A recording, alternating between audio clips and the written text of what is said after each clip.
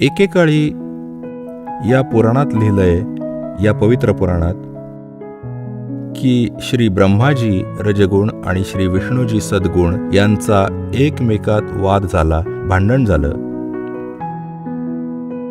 ब्रह्माजी म्हणतात की मी सर्वांचा उत्पत्ती करताय, विष्णू तर माझा पुत्र आहे.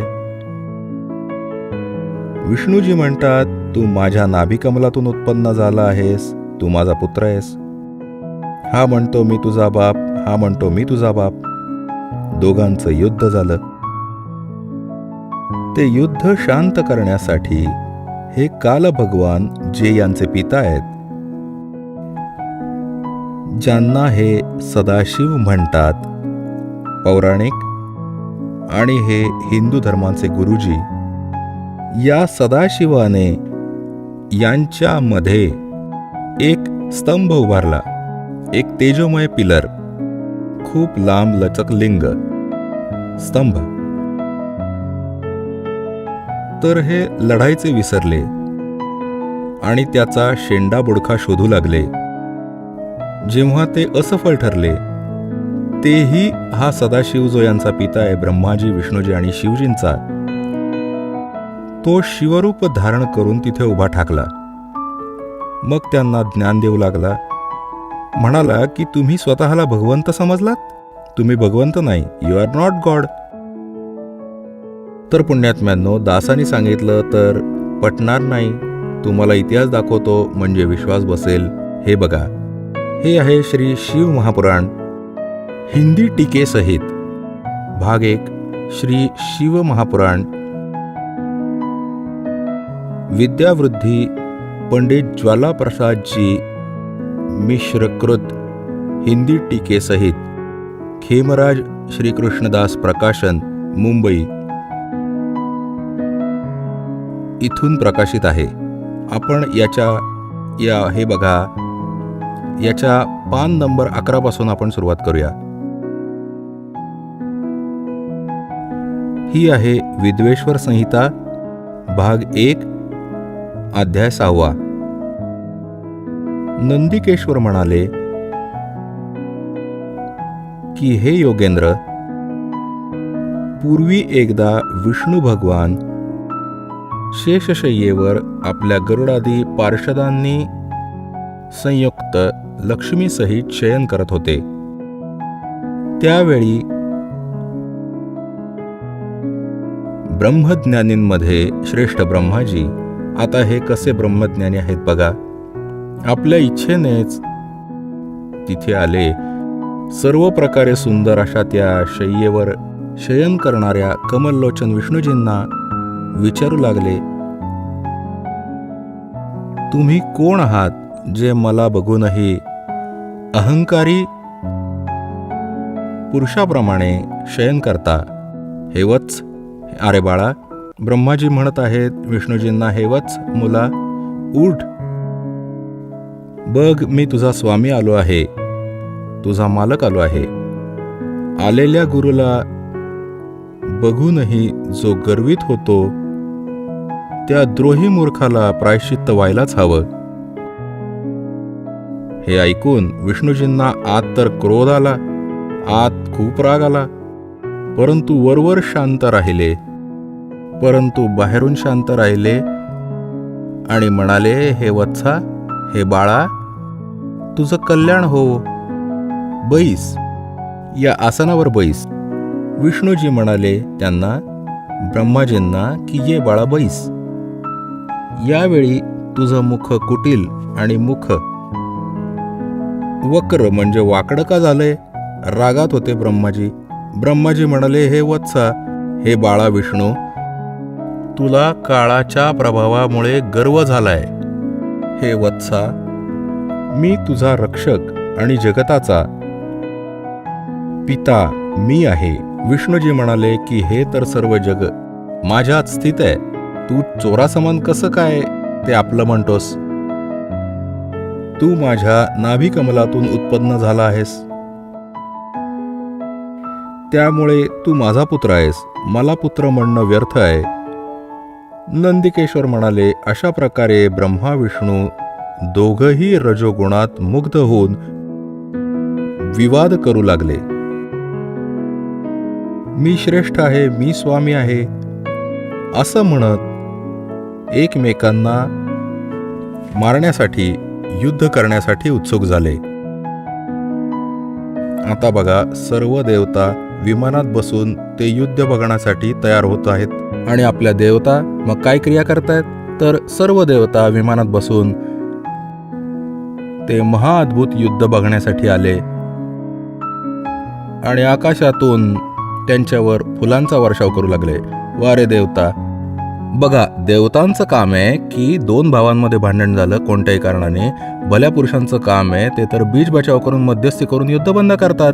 आणि या देवता फुलं उधळत आहेत की भांडा, मरा कापून घेऊन, बघा कोण बलवान आहे. तर हे सर्व काम बिघडलं पुण्यात्म्यांनो. या तत्वज्ञानाच्या मते आता आपण या प्रसंगाकडे येऊ की ज्यामध्ये हे म्हटलं गेलंय याच पवित्र पुराणात की ब्रह्मा आणि विष्णू तुम्ही भगवंत नाही, यू आर नॉट गॉड. बघा, आता आपण आलो आहोत 17व्या पानावर. आणि विद्येश्वर संहिता भाग 1 अध्याय 9 हा तोच प्रसंग इथपर्यंत चालू आहे. नंदिकेश्वर म्हणाले की अशा प्रकारे भगवंताने ते नम्र झाले. काय झालं की त्या दोघांमध्ये, आता तुम्हाला सांगितलं होतं की ते दोघं विष्णू आणि ब्रह्मा या दोघांमध्ये एक पिलर उभा केला, तेजोमय लिंग, खूप लांबलचक, ज्याचा शेंडा बुडखा दोघांनाही नाही मिळाला. आणि मग हे स्वतः प्रकट झाले. कोण? यांचा पिता, हे सदाशिव म्हणतात याला, हे काल ब्रह्म, ज्याने गीतेचं ज्ञान दिलं. आता इथे पहा, जे आपल्याला दाखवलं परत पहा. हे पान 17 वर, विद्येश्वर संहिता भाग 1 अध्याय 9 वर नंदिकेश्वर म्हणाले, अशा प्रकारे नम्र झालेल्या त्या ब्रह्मा आणि विष्णूवर अनुग्रह करून त्या दोघांची सेना मारली गेली होती. हे बघा, त्या दोघांची अज्ञानता आणि वैर दोन्ही मिटवण्याच्या हेतूने दोघांना काय म्हणाले, काल भगवंत सदाशिव काय म्हणाले की माझे सकल आणि निष्कल म्हणजे साकार आणि निराकार भेदाने 2 रूप आहेत, परंतु दुसरा ईश्वर नाही, माझ्या व्यतिरिक्त कोणी देव नाही. त्यामुळे त्याची 2 रूप नाही होऊ शकत. पहिला स्तंभ रूप आणि मागे मूर्त रूप धारण केलं. यामध्ये ब्रह्म निष्कल आहे, हे निष्कल आहे, निष्फळ नाही. आणि ईशरूप सगुण आहे. माझी 2ही रूप सिद्ध आहेत आणि इतर कोणाची होऊ शकत नाहीत. यामुळे तुम्हा दोघांना आणि इतरांना ईशसत्वाची प्राप्ती होऊ शकत नाही. तुम्ही जे अज्ञानाने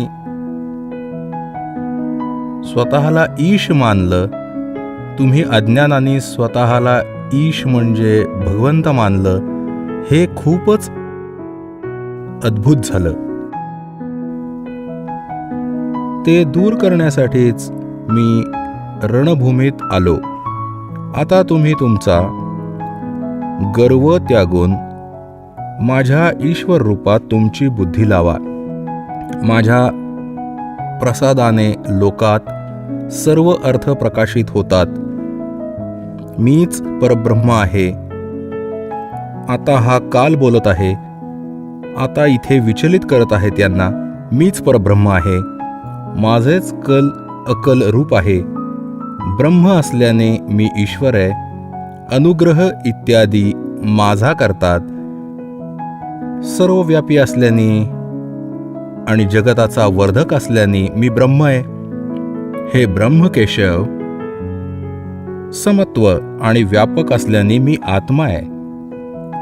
मी या सर्वांचा ईश आहे. हे माझं आहे, माझ्याशिवाय कोणा दुसऱ्याचं नाही. प्रथम तर ब्रह्मतत्वज्ञानाच्या निमित्ताने निष्कल ब्रह्मचा प्रादुर्भाव झाला. 18व्या पानावर जाऊया. त्यामुळे मी अज्ञात रूप आहे, मागे तुम्हाला प्रकट दर्शन देण्याच्या निमित्ताने साक्षात ईश्वर तत्क्षणीही मी सगुण रूप झालो आहे. आता इथे काल काय म्हणत आहेत? श्री सदाशिव ब्रह्मा विष्णू महेशचा पिता, ब्रह्मा विष्णू महेशचा पिता हा सदाशिव इथे काय म्हणत आहे? हे म्हणत आहेत की प्रथम तर ब्रह्मरूप झालेला तो स्तंभ, तो तर समजा माझं निष्कल रूप आहे, निर्गुण रूप आहे माझा हा स्तंभ, पिलर, आणि हा मी निर्गुणातून सगुण झालो आणि तुमच्या समोर आलो. आता बघा, आपण आपल्या त्या प्रसंगावर येऊ. आपल्याला हे बघायचं आहे की हे ब्रह्मा विष्णू हे शिव हे भगवंत नाहीत, हे भगवंत नाहीत, हे देव नाहीत. हा प्रसंग होता. जर या दासांनी तसंच सिंपल सांगून सोडून दिलं असतं तर खूप विरोध केला असता भक्तांनी, कारण त्यांनी पूर्ण अज्ञान ऐकलंय, ज्ञान नाही ऐकलं. सद्ग्रंथांचं त्यांना ज्ञान नाही, त्यामुळे सद्ग्रंथांची ओळख करून घेणं अनिवार्य झालंय. आता पुढे हे काय म्हणतात बघा. हे पान नंबर 18 अध्याय 10 चालू आहे, पान नंबर 18 आणि शिवपुराण विद्येश्वर संहिता भाग 1 10वा अध्याय आपण इथे वाचत आलो. 9वा अध्याय इथे समाप्त झाला जे आपण इथे वाचलं. त्यामुळे मी अज्ञात रूप आहे, मागे तुम्हाला प्रकट दर्शन देण्याच्या निमित्ताने साक्षात ईश्वर तत्क्षणीच मी सगुण रूप झालो आहे. आता इथं खाली येऊया याच्या. इति श्री शिवमहापुराणे विद्येश्वर संहिता भाषा टीकायाम 9मो अध्याय. हा 9वा अध्याय इति झाला, समाप्त झाला. 10वा सुरू झाला, हा 10वा. आता आपण इथे 10व्यात वाचत आलो आहोत खाली. हे पुत्रांनो, ब्रह्मा आणि विष्णूला त्यांचे पिता ते सदाशिव काल म्हणत आहेत, हे पुत्रांनो, हे कृत्य तुम्ही तप करून प्राप्त केलं आहे, जे सृष्टीची उत्पत्ती आणि पालन म्हटलं जातं, जे मी प्रसन्न होऊन तुम्हाला दिले आहे. त्याचप्रमाणे दुसरी 2 कृत्य रुद्र आणि महेशाला प्रदान केली आहेत. आता बघा, जे दास सिद्ध करू इच्छितो, एक तर ब्रह्मा आणि विष्णू आणि मग रुद्र आणि महेश्वर, हे 4, आणि यातला 5वा आहे हा सदाशिव, जे ब्रह्मा विष्णू आणि महेशाचे पिता आहेत. आणि यांची माता कोण आहे? ती दुर्गा आहे. ते सुद्धा दाखवतो तुम्हाला सद्ग्रंथात, देवी पुराणात दाखवतो. आता इथे बघा, इथे तर स्पष्ट झालं की वर तर या दोघांच्या बद्दल बोलला की हे पुत्रांनो, हे कृत्य तुम्ही तप करून प्राप्त केले आहे, जे सृष्टीची उत्पत्ती आणि पालन म्हटलं जातं. या दोघांचा हा जॉब आहे, जे मी प्रसन्न होऊन तुम्हाला दिलंय. बघा, याने पदरचं काय दिलं? जे तुम्ही तप केलत, घोर तप केलत, यात लिहिलंय की विष्णूजींनी 12,000 वर्षांपर्यंत घोर तप केलं, ब्रह्माजींनी इतके वर्ष तप केलं. तर म्हणतो की या तपाच्या बदल्यात मी खुश होऊन तुम्हाला हे दिलंय. सांगा, यांची भलाई यांच्यावरच सोपवली. स्वतःकडून काय दिलं त्यांनी? पहिलं त्यांच्याकडून राबवून हठयोग करून सिद्धियुक्त केलं, आणि मग रिमोट आपल्या हातात घेऊन यांना म्हणाला की तू सृष्टी कर. सर्व जीवांना इथे स्थिती, उत्पत्ती, संहार हे आपल्या पुत्रांकडून करून घेतो आणि स्वतः खातो सर्वांना. हा काल आहे. गीतेच्या अध्याय नंबर 12च्या श्लोक नंबर 32 मध्ये म्हणतो, मी काल आहे अर्जुन, आणि आता प्रकट झालो आहे. आता आलो आहे मी, आता प्रकट झालोय. आणि श्री अर्जुनजी विचारत आहेत की हे महानुभाव, तुम्ही कोण आहात? मी तुमच्याशी परिचित नाही. अरे, अर्जुनाचा मेवणा होता श्रीकृष्ण, आणि इतक्यात अपरिचित झाला त्याला? कारण की तो श्रीकृष्ण नव्हताच. श्रीकृष्णात प्रवेश केलेला काळ होता, आणि जेव्हा बाहेर पडला तेव्हा तर एवढं रूप बाहेर आला त्याच्यातून, आणि विराट रूप दाखवलं. श्रीकृष्ण तर अदृश्य झाले, दिसलाच नाही त्याच्या प्रकाशात. आणि अर्जुन म्हणत आहे, विचारत आहे की तुम्ही कोण आहात? मी तुम्हाला ओळखू शकत नाहीये. तो काल होता, तो म्हणाला मी काल आहे. आणि सर्वांचा नाश करण्यासाठी आता प्रकट झालो आहे. तर हा यांचा पिता आहे आणि काय म्हणत आहे की ब्रह्मा आणि विष्णू तुम्हाला दोन जे करेक्ट जॉब दिले, तुम्हाला दोन विभाग दिले. एक तर उत्पत्ती विभाग, रजोगुण विभाग, ज्यातून उत्पत्ती होते. ब्रह्माजींना रजोगुणयुक्त केलं आणि विष्णूजींना सत्वगुणयुक्त केलं आणि तिसऱ्या आपल्या पुत्राला तमोगुणयुक्त केलं. आपलंच सत्व दिलं. म्हणतो सदाशिव म्हणतो, जेव्हा तो उभा आहे की मी यांच्याच रूपात, हे माझ्याच रूपात आहेत. आणि हा कसला छल करतो, जेव्हा कोणाला विष्णूजीच्या रूपात दर्शन देतो तर त्यावेळी आपले विष्णू रूप धारण करतो आणि त्याच विष्णू रूपात संबोधन करतो. तेव्हा त्या कारणाने विष्णू पुराण बनलं. आणि जेव्हा शिवरूप धारण करून ज्ञान दिलं तेव्हा त्या आधारे शिवपुराणाची रचना झाली. हा आहे काल, जो म्हणतो की मी कधीही माझ्या ओरिजिनल रूपात कुणापुढे प्रकट नाही होत.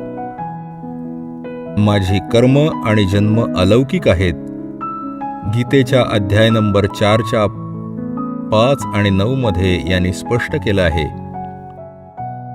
आणि 7व्यात म्हटलं आहे की जेव्हा धर्माची ग्लानी असते, मी माझे अंश, माझे आत्मा, माझ्या अंश अवतारांना सृजन करतो, त्यांना इथे प्रकट करतो, पाठवतो, उत्पन्न करतो. जसे श्रीराम, श्रीकृष्ण इत्यादी. आता बघा खाली. आता हा दास जे सिद्ध करू इच्छितो की दोन तर हे ब्रह्मा विष्णू झाले, अशा प्रकारे दुसरे दोन कृत्य रुद्र आणि महेश्वराला प्रदान केले आहेत. असे 4 झाले ना. एक रुद्र, एक महेश्वर आणि 5वा हा बोलू लागला. आता पुढे आपण पाहूया, हे सिद्ध करूया. हे बघा इथे हे पान नंबर 19 आहे. आणि ही विद्वेश्वर संहिता भाग 1 अध्याय 10 चालू आहे. इथून आपण बघूया. हे सौम्य, माझ्या ज्ञानाने विमुख झाल्याने तुला अज्ञान आले. विष्णू आणि ब्रह्माजींना म्हणत आहेत, माझं ज्ञान असतं तर असं नसतं झालं. ज्ञान आणि रूप महेशा समान होतात. त्यामुळे या ज्ञानाच्या सिद्धीच्या निमित्ताने ओंकार नामक